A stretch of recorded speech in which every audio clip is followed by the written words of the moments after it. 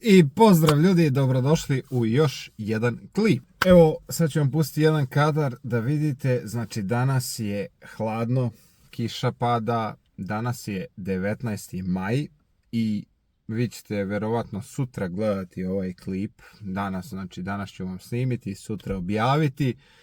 Tako da, setio sam se one teme koje obrađujem svake godine i da je obradimo i ove i da vidimo da li i dalje na ove sve lude cene može da se kupi auto do 1000 eura.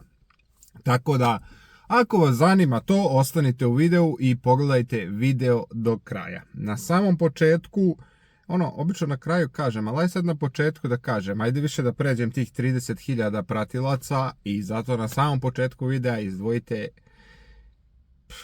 pošto sam reći 1 minut, izdvojite 5 sekundi, kliknite taj dole like i zapratite kanal i hvala vam puno od srca. Tako da eto, vama znači 2 sekunde posla, meni puno znači. Tako da, ajmo polako u video. E sad, u ovom uglu videa vidim da vam se najviše vam udara u oči moj volan, ali možda i jeste poenta. Čisto da vas pitam, šta mislite u tome da u nekom od narednih videa snimamo klip kako preslačimo ovaj volan sami, pa da vidimo kako će to da ispadne i na šta će to da liči. Verovatno vas dosta ima problema sa tim, jer ove godine prosek starosti auta je kod nas 10, 15, 20 godina. Sad sam lupio, nemam pojma koji je tačno, ali dosta vas ima problem sa tim, kao sa nebom u automobilu, kao ne znam, ova koža oko menjača i ostale stvari, tako da verovatno vas dosta to zanima, pa bi možda mogli da snimimo jedan klip o tome. Tako ako vas zanima, dole u komentar napišite, bude bilo dosta komentara da hoćete ili komentar sa dosta lajkova, uradit ćemo i taj klip. Sad da se mi prebacimo na ono glavno zbog čega ste vi ovdje. Znači, da li može danas da se uzme auto za 1000 eura? Moj odgovor je kratak i jasan, da.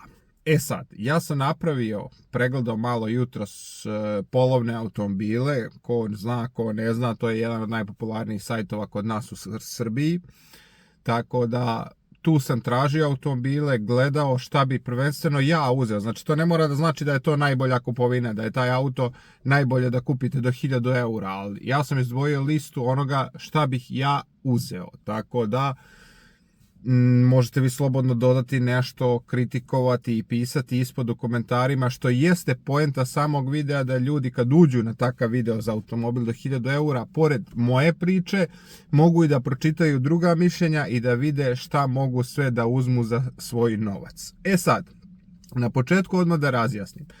Za 1000 eura nećete uzeti sigurno auto koji će vam trajati narednih 5 godina, da nemate problema i ostalo. Nego ćete uzeti auto koji će vam poslužiti da obavite vaše obaveze, da se prevezete od tačke A do tačke B, da imate što manje troška sa njim i jednostavno da vam posluži neko vreme. Da li će taj auto biti za taj novac savršen? Neće. Imaće određene mane. Tako da budite spremni i na to. Sad, prva i osnovna stvar, ja sam razgraničio u 2 kategorije. Imate ljude koji vole, znači, dizelaše i benzince. U ovoj kategoriji i u ovoj grupi definitivno, malo sam i razmišljao jutros, moj bi izbor bio benzinac. Iz razloga što?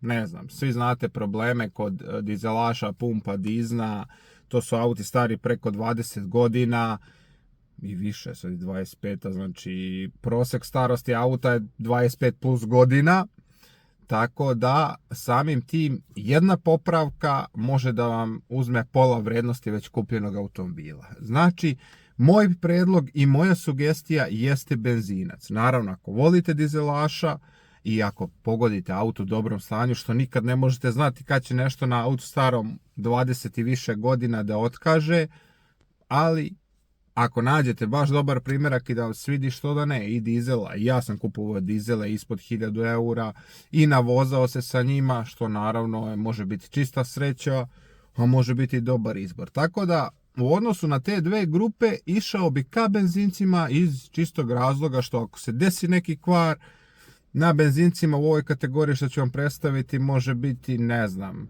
ili da crkne motor, ili ne znam, da imate problem sa menjačem, pa neki set kvačila plus majstor može da vas košta 200-250 eura. To je nešto što mi sad na pamet pada od krupnih kvarova.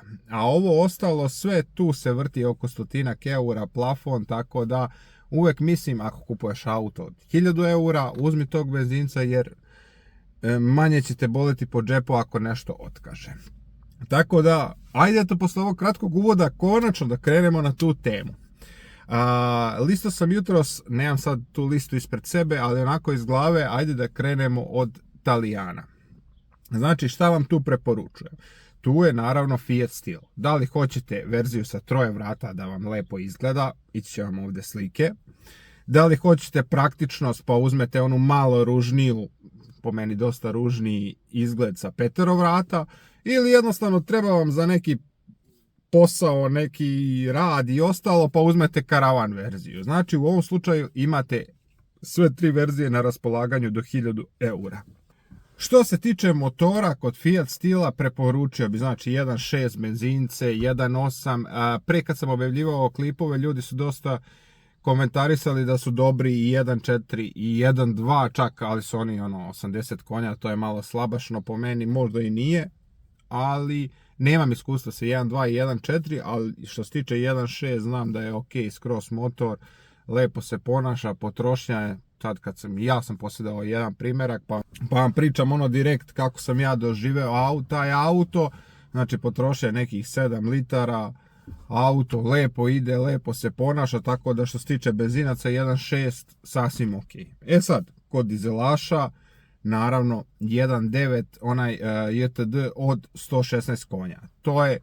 To je po meni vrlo dobar motor, izdržljiv motor i on je po meni isto u onoj kategoriji svetih motora kod nas na Balkanu koji je u klasi sa 1.9 TDI od Volkswagena. Tako da što se tiče primjera Fiat Steela, znači imate u sve 3 verzije do 1000 eura. Sad je na vama šta ćete izabrati, šta vam treba i naravno budite svjesni kad kupujete u toj kategoriji da će uvijek imati neku manu. Ali gledajte da dobijete što bolje za vaš novac. Broj 2.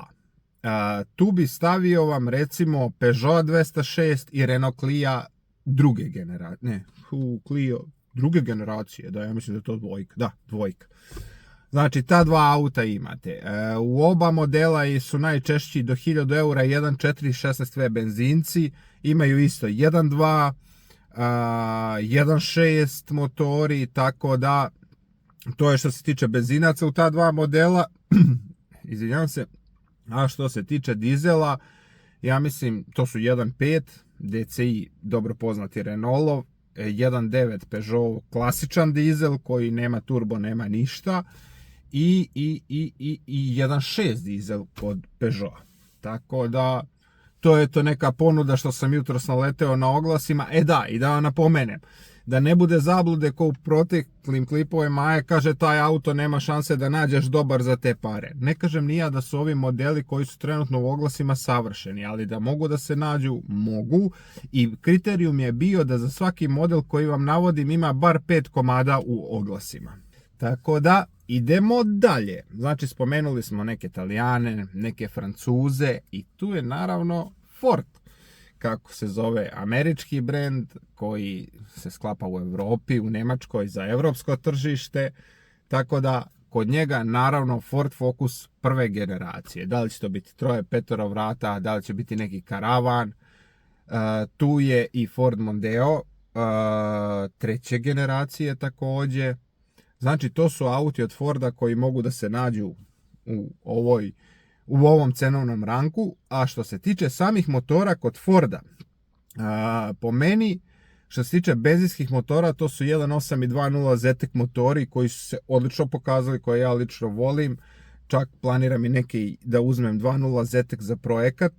Jako izdržljiv motor, dobro se pokazao, tako da to je to što se tiče benzinaca. Što se tiče dizela, 1.8 TDDI i 1.8 TDCI. Isto dobro poznati motori kod nas, jedina razlika je, znači, TDDI je slabija verzija od nekih 90 konja, dok je TDCi jača verzija od 116 konja. Razlika je, slabija verzija vam nema famozni plivajući zamajac, jača ima i tu nešto još male razlike.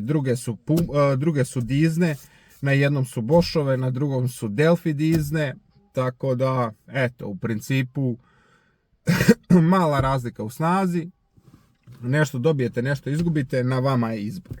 Tako da što se tiče Forda, eto, možete ta dva auta da birate, imaju malo one starije Fieste, ove malo mlađe, to je kod Fieste, sad je to negdje 5. generacija, možda ja mislim MK5 što ide do 2008. godine, njih ćete teško naći do 1000, one malo starije 99. 98. imaju, ali opet baziram se da bar auto bude 2000 plus godište.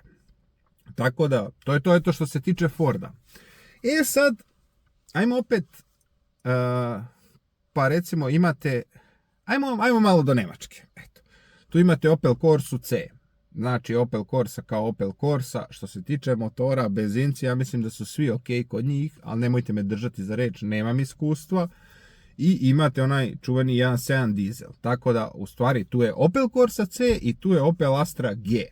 Znači, ta dva modela također možete da nađete do 1000 eura. Slike vam idu ovdje, tako da o njima neću puno ništa pričati, nemam pretjerano iskustva. Što se mene tiče, vidim da voze Opel Astra se dosta kod nas, G.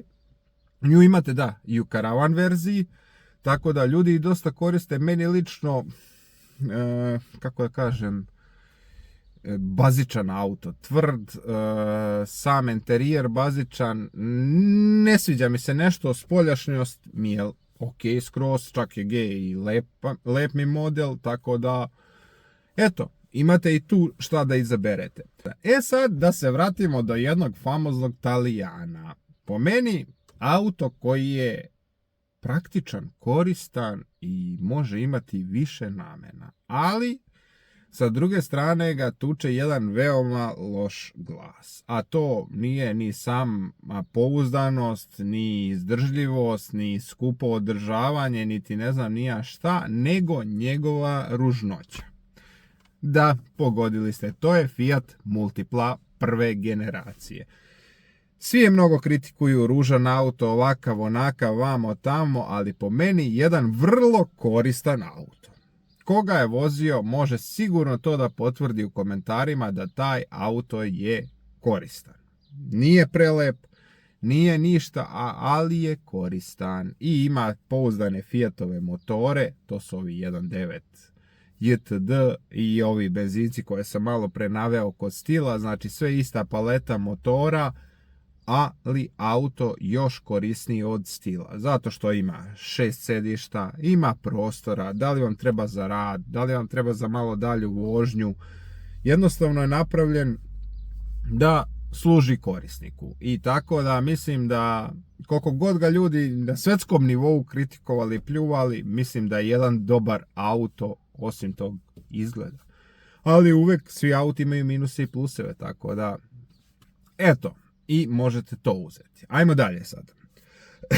Tu je jedan mali gradski zvrk iz Francuske koji ima dosta toga zanimljivog, a meni simpatičan i može se naći u ovom cenovnom rangu. To je Renault Twingo prve generacije. Znači možete uzeti čak onaj sa onim platnenim krovom, neka vrsta panorame, da bude mali auto, zvrk gradski koji malo troši, jeftin za održavanje i u ovom je cenovnom rangu. Tako da Twingo, sad sam malo prelistao šta sam sačuvao i video šta sam zaboravio, pa da napomenem. Tu su i Renault Megane, onaj pozadi po meni jako ružno zasečeni, ali video sam par komada na oglasima, pa što da ne rekao da ga spomenem, ali doduše sa 1.4 samo benzinskim motorom. Tako da imate i njega za izbor. Za sami negde kraj ostavio sam nešto što se kod nas često provlačilo kao najbolji auto za početnike, a ja sam ga doduše u svakom ovom nekom klipu kritikovao. To je sami Fiat Punto 1.2 benzin. Da, auto jeftin, može da se uzme, ima i dosta u oglasima u ovom cenovnom rangu, što je danas ok. Ako pogledate neki moj stari klip, vidjet ćete da su cene otišle na 1.500 do 2.000 eura za taj auto, što bi je bilo ludost. A sad ću vam objasniti zašto. Prednosti samog auta, to su: jeftino može da se kupi, apsolutno nema ništa skupo da se pokvari na njemu, održavanje mizerno nisko, ja čak mislim da je mali servis na njemu može se obavi za nekih 50 eura, ako ne i manje, ako sami to odradite, pošto je auto dosta jednostavan. Znači, nema skupih kvarova, jeftino može da se kupi danas na primjercima kad ga gledate za kupovinu, da poslušate da je motor pristojan i da nije neka trulež varijanta. Odlična kupovina, auto koji će vas prevesti od tačke A do tačke B, s kojim nećete imati glavobolje, da ga čuknete, ogrebete, ako se nešto pokvari, apsolutno ništa. Jeste to sve super. Ali ono što meni smeta kod tog auta, to je znači baš to što je mu i pozitivno, to mu i negativno. Auto nema ništa. Auto je komad lima koji ima neki motor koji vas vuče i nemate ništa. Znači, apsolutno ništa. Doduše, sa druge strane, kad pogledate koliko plaćate, šta dobijate, nešto morate i da izgubite. Ali baš nema ništa. Onda desio se taj problem koji sam vam spomenuo. Ljudi su ga dosta hvalili i auto je skočila cena na neki nivo, te je bilo meni ludost dati te pare za taj auto. Da kupite nešto obično, bazično, bez ičega, za neku cenu gdje ste mogli da birate auto koji stvarno već jeste auto. Nadam se da ste me razumjeli šta hoću da vam kažem. Tako da, eto, ali sada u ovom cenovnom ranku sasvim dobar primjerak. Tako da, prešli smo tu listu. Eto malo nekih savjeta i da, verovali ili ne, kakve su danas cene i da danas, ne znam, sve je skuplje i skuplje. Jedan bolji ili telefon iz premium segmenta košta 1.500 eura, a vi kupite auto koji vas može lepo služiti za do 1.000 eura. Tako da mislim da su danas auti još uvijek, hajde kažem, jeftini. Tako da, eto neke moje liste, šta bih ja gledao po oglasima i šta bi uzeo. Tako da, još jednom za kraj da evo vam dva bonusa auta. Birate nešto zanimljivo, to je trenutno danas, da li će sutra izaći još nešto 10 puta zanimljivije ili ne, to ne znate, znate sami da oglasi čas se postavljaju, čas brišu, čas se prodaju, čas nešto novo izleti, tako da danas, opet ponavljam, 19.5.